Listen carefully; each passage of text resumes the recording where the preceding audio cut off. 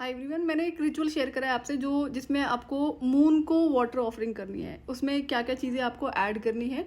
जितनी भी चीज़ें बताई हैं उसमें सारी आपकी मून से कनेक्टेड है। जैसे जो फ्लावर्स है उसमें जनरली आपको वाइट फ्लावर्स ऐड करने होते हैं, बट इनकेस अगर नहीं मिलता है तो आप रोजेज ऐड कर सकते हैं, उसमें कोई दिक्कत नहीं है।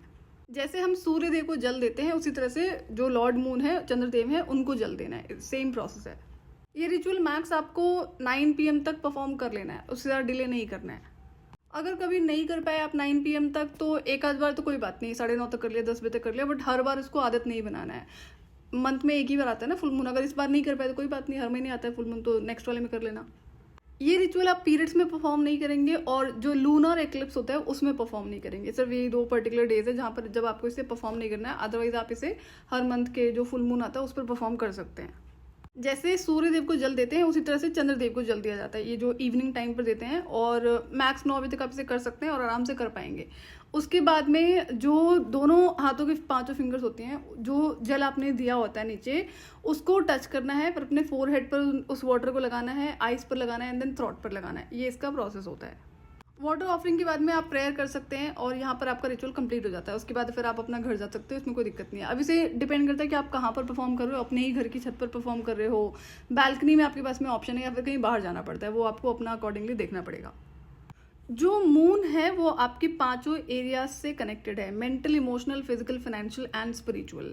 तो जब मून की एनर्जीज वीक होती हैं तो अब अगेन, जैसे कि मैं कई बार रिमाइंडर आपको दे चुकी हूँ कि आप किसी भी प्लैनेट की जब एनर्जीज को करेक्ट कर रहे हो, पॉजिटिविटी में बदल रहे हो, तो वहां पर रेमेडीज, रिचुअल प्लस में आपके कार्मिक लेसन्स एंड जो हैबिट्स होती हैं, ये सारी चीजें इंटरकनेक्टेड होती हैं। तो अगर इसमें से कोई भी चीजें आप पेंडिंग छोड़ोगे तो आपको कंप्लीट रिजल्ट्स नहीं मिलेंगे। ये बहुत पावरफुल रेमेडी है। अगर आप में से किसी को जैसे फुल मून पर ज़्यादा प्रॉब्लम होती है ना, जैसे एंजाइटी, डिप्रेशन, स्ट्रेस होता है, या फिर और चक्कर वगैरह आना शुरू हो जाता है, जो कि आपको पता है कि सिर्फ फुल मून की वजह से हो रहा है और कोई रीज़न नहीं है, तो उस केस में आपको ये बहुत ज़्यादा हेल्प करेगी, ये जो पर्टिकुलर रेमेडी है। इस पर एक मैं डिटेल में लॉन्ग वीडियो शेयर करूंगी। आज फुल मून है और थोड़ा सा टाइम कम था तो मैं इतना ही कर पाई, एंड जो लॉन्ग वीडियो उसमें प्रॉपर गाइडेंस मैं इस रिचुअल पर आपसे शेयर कर दूंगी।